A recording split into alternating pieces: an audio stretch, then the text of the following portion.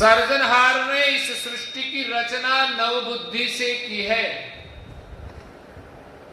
एक ही बुध के सकल पसारा, प्रकृति आद्य पुरुष तो एक पर कारण मानव बुध के भव बुध सहित सवे तो।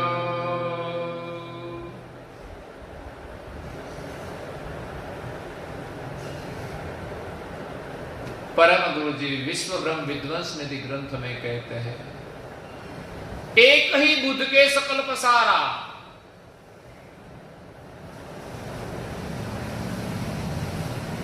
संसार में जो पसारा किया है, सर्जनहार ने जो रचना की है, कीट पतंग प्राणी पशु पंखी देव दानव मानव, ब्रह्मा विष्णु महादेव शक्ति और निरंजन तक जो पसारा किया है, उन सभी अंशों को एक ही बुद्धि प्रदान की है। शरीर में रहकर हमें कैसे व्यवहार करना चाहिए, कैसे जीना चाहिए। अच्छे व्यवहार के लिए एक बुद्धि दी है, लेकिन वो सलामत रही नहीं है। इसलिए हम सर्जनहार की पहचान नहीं कर सकते। और सर्जनहार ने इस सृष्टि की रचना यही प्रकार हम नव बुद्ध के, सर्जनहार ने सृष्टि की रचना नव बुद्धि से की है और परम गुरु के पास नव बुद्धि की गति है। बुद्धि कोई सामान्य बात नहीं है, जो गति है नव प्रकार की, वो जो ज्ञान है उनको हम बुद्धि कहते हैं।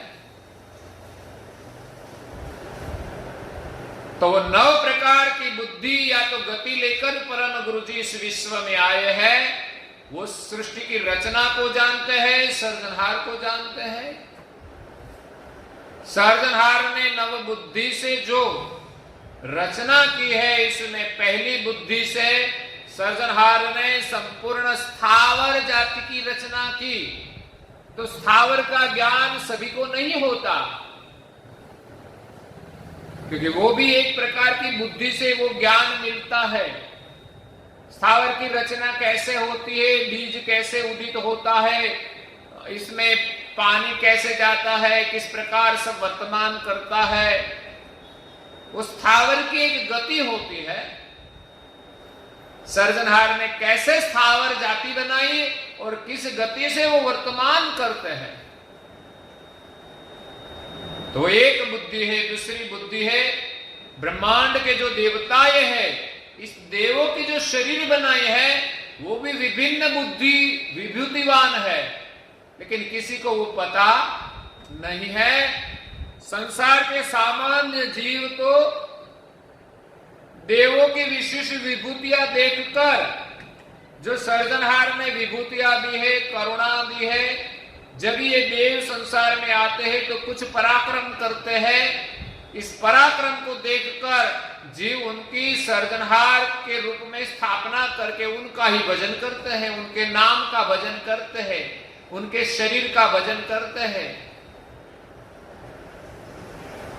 चैतन्य स्वरूप को जानते नहीं। तो देवी शरीर की जो रचना की है वो दूसरी बुद्धि है। तीसरी बुद्धि से सर्जनहार ने कीट पतंग प्राणी पशु पंखी मानव आदि सभी जंगम जाति के शरीर की रचना की है। वो एक तीसरी बुद्धि है।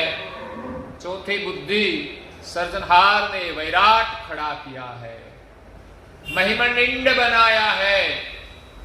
खट देवों की रचना करके, मैंने आगे भी कहा था, ब्रह्मा विष्णु महादेव शेष मेढक और कूर्म देवता, इन 6 देवों को विभूतियां देकर ये ब्रह्मांड खड़ा किया है।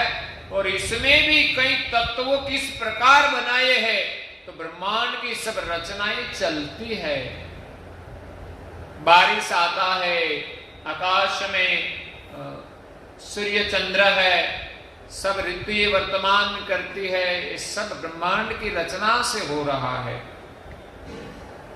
ये चौथी बुद्धि है वैराट की रचना। सब लोग जानते नहीं, देवताओं भी ब्रह्मांड की रचना को जानते नहीं, किसने बनाया है और किस प्रकार चलता है। देवताएं सिर्फ जो सर्जनहार ने विभूतियां दी है, जो शरीर दिया है, इस शरीर के सामर्थ्य के अनुसार काम करते हैं, इससे ज्यादा कुछ नहीं करते। क्यों? कि देवों के पास भी एक ही बुद्धि है कि सर्जनहार ने जो शरीर और विभूति दी है, इस विभूति के अनुसार कार्य करना। और सभी अंशों जो 84 लाख प्रकार के शरीर में है, सभी अंशों को एक एक बुद्धि दी है। इन सभी अंश अपनी बुद्धि के अनुसार जो शरीर में प्रवेश करता है, इस शरीर के अनुरूप ही वर्तमान करता है, ज्यादा कुछ पता नहीं चलता।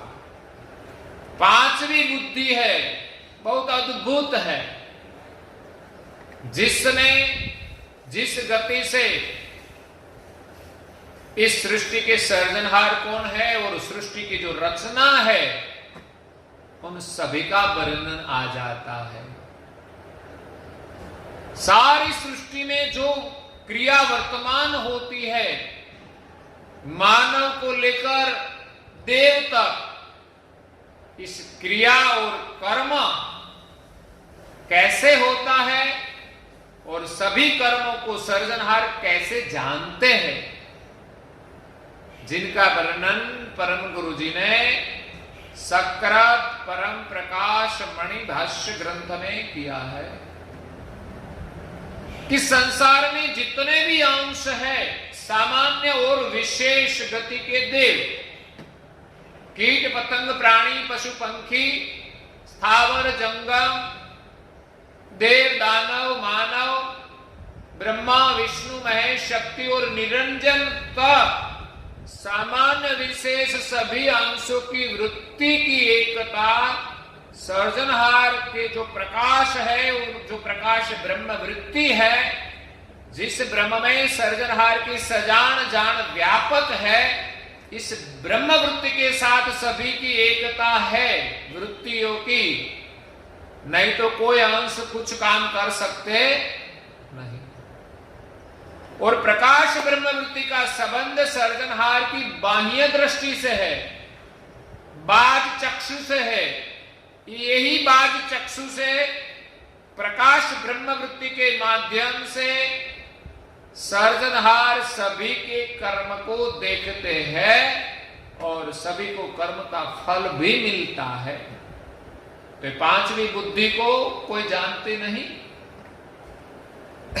और इस शरीर में रहने वाला जो अंश है, वो अंश के साथ किस प्रकार एकता होती है, वो ये पांचवी बुद्धि से पता चलता है। छठी बुद्धि है गर्भ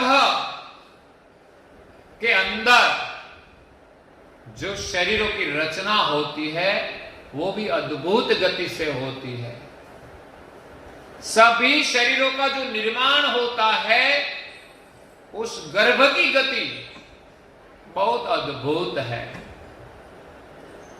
शरीर निर्माण होने के बाद इसमें अंश प्रवेश करता है, कब और कैसे? आज तक तो लोग ऐसा मानते हैं कि 6 में मनुष्य की जाति में 7 माह होता है तब जीव आता है, कोई कहते 8 माह के बाद जीव आता है। लेकिन किसी को पता नहीं कि जीव कब और कैसे आता है। परम गुरु जी ने उसका वर्णन किया है। वो गति, वो छठी बुद्धि है कि जन्म के बाद अंश इसमें प्रवेश करता है और मृत्यु से पहले वो शरीर को छोड़कर चला जाता है। लेकिन कहां जाता है वो किसी को पता नहीं है, देव भी नहीं जानते। और 7वीं बुद्धि है कि चतुर खान और 84 लाख प्रकार के जो शरीर है, इस शरीर के जो अंकुर बनाए हैं, इस अंकुर की गति कोई नहीं जानते। अगर अंकुर की गति को जानते तो पता चलता कि इस सभी अंकुर को बनाने वाला कौन है। सब लोग तो ऐसे ही कहते हैं कि ब्रह्म से अपने आप ये सब उत्पन्न हुआ है।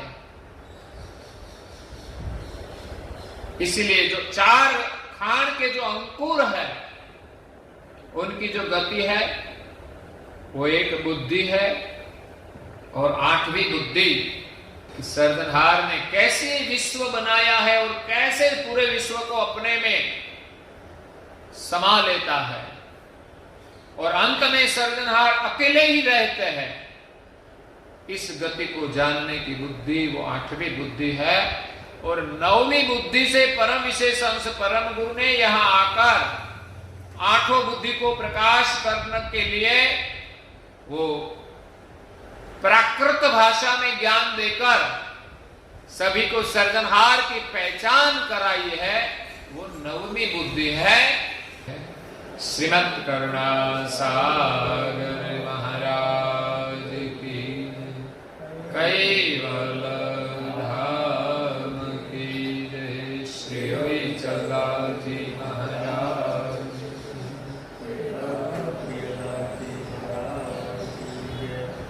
सत्य सारे सत्य सारे सत्य